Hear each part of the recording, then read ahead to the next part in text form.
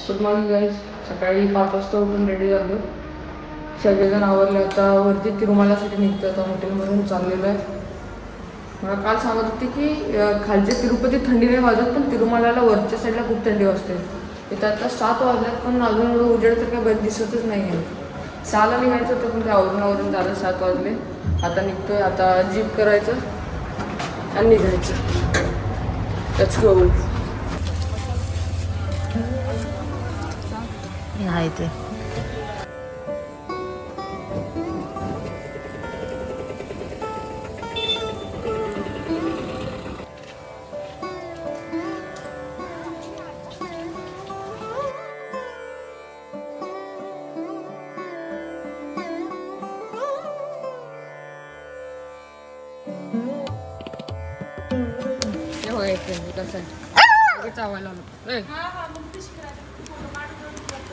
कसंच ते लाड केलं आणि आता लगेच आवायला आले.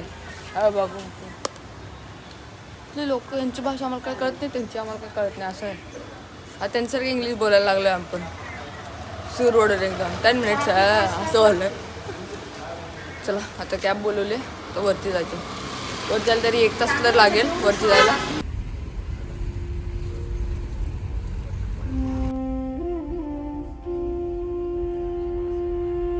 या सगळ्या प्रवासानंतर जेव्हा तो दिवस उजाडला, तेव्हा मी शरीराने जरी तिरुमलाच्या दिशेने जात होतो, तरी मनात अजूनही एक भीती अडकली होती. कारण मी आधीच खूप काही ऐकलं होतं की ते दर्शनासाठी कधी 12 तास लागतात, कधी 24 तास आणि कधी 30ही तास लागतात. आणि फक्त त्या 5 सेकंदासाठी. आणि या 5 सेकंदासाठी लोक काहीही सहन करायला तयार असतात.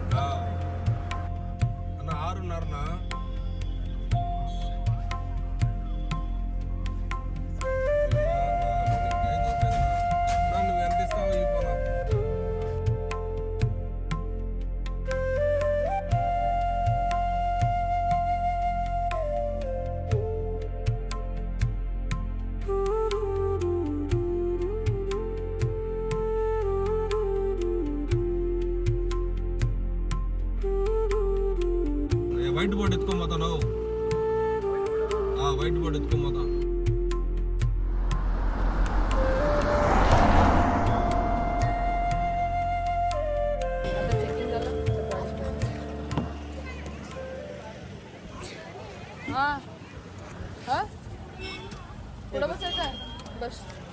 तिरुमलाकडे घाट रस्त्याने वर चढताना मात्र माझ्या मनातील भीती हळूहळू वाढत चालली होती. कारण प्रत्येक वळणावर खाली दिसणारा निसर्ग, ढगांनी अर्धवट झाकलेले डोंगर आणि त्या शांत हवेतील प्रसन्नता माझ्या आत एक वेगळीच उत्साह आणि आनंद निर्माण करत होती.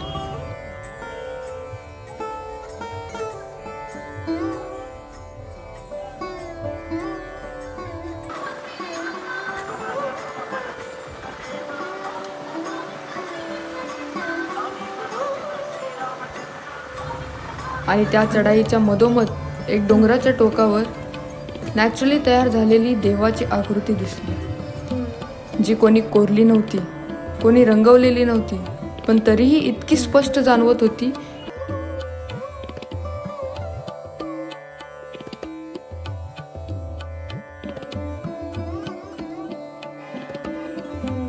तिरुमलाला वरती पोहोचलो. लुंगी घालत होतो आणि प्रत्येक हालचालीसोबत माझ्या मनात एकच विचार सतत फिरत होता की इतक्या अडथळ्यानंतर, इतकं परीक्षा दिल्यानंतर शेवटी देवाला भेटायला मला किती वेळ लागणार आहे आणि त्या काही सेकंदासाठी मला खरंच काही जाणवणार आहे का. आता लुंगी वगैरे घातले. आता मंदिराच्या दर्शनासाठी चाललेलो आहे.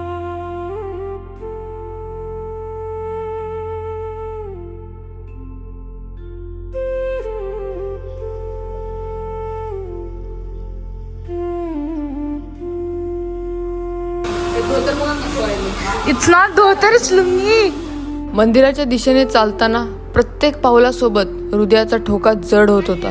कारण जितकं मी जवळ जात होतो तितकंच आतलं धडधड वाढत चालली होती.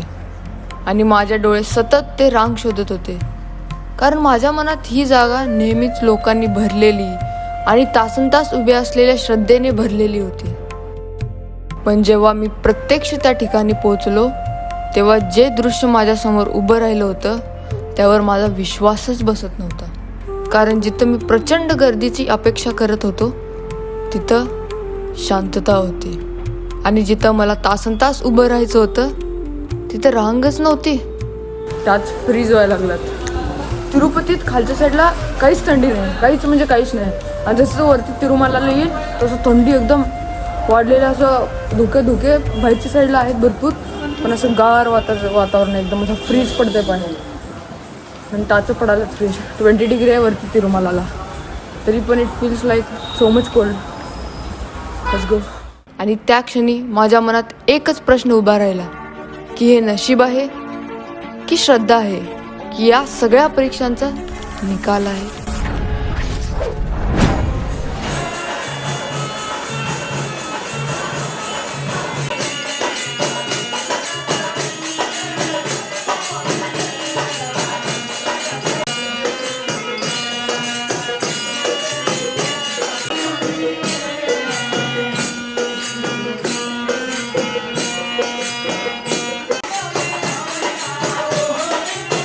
त्या प्रश्नांचं उत्तर मला त्या क्षणी मिळालं नाही आणि आजही मिळालेलं नाही आहे.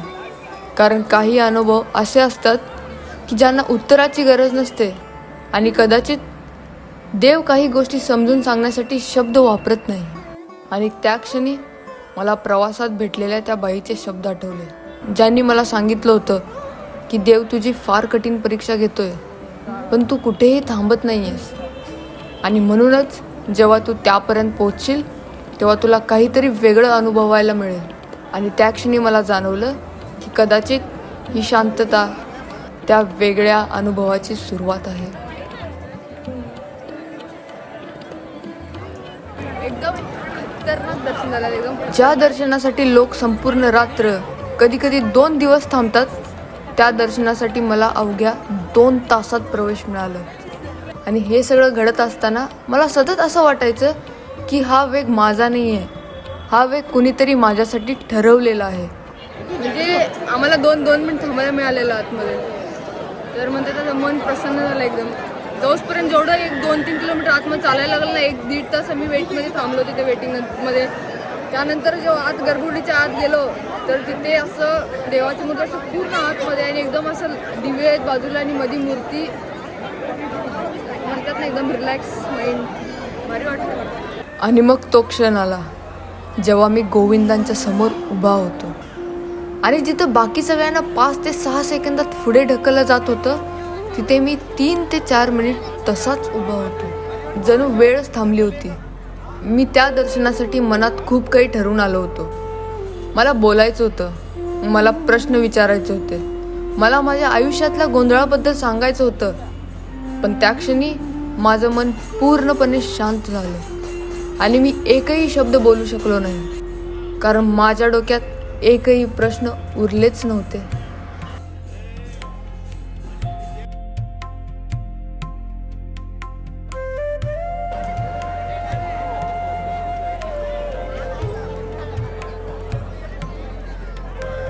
मंदिराच्या बाहेर मी आजूबाजूला लोकांकडे पाहिलो, त्यांच्या डोळ्यातल्या श्रद्धेकडे पाहिलं, त्यांच्या थकलेल्या पण समाधानी चेहऱ्याकडे पाहिलं.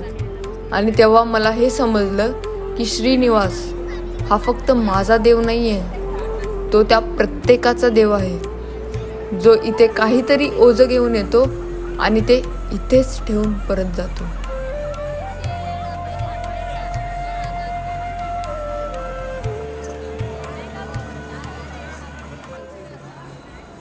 मी तिरुपतीला उत्तर शोधायला आलो नव्हतो, मी इथे स्वतःला हलकं करायला आलो होतो.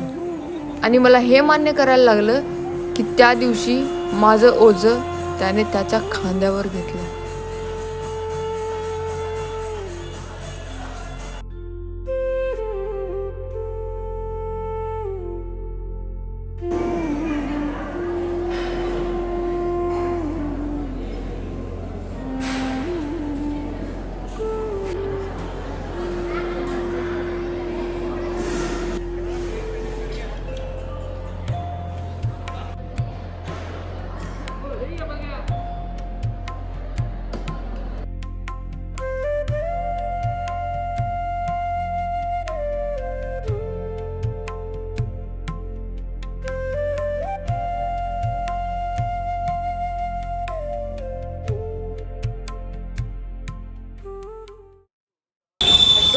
बारीक बारीक पाऊस चालू झालाय आणि खालची जी फरची आहे एवढं गार आहे ना तर ते पाय ठेवून असं फ्रीज व्हायला लागलाय, पाय एकदम कळा यायला लागला.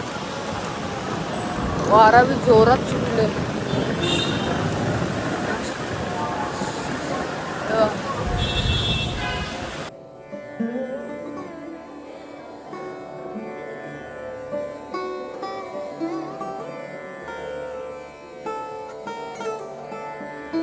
हे बघा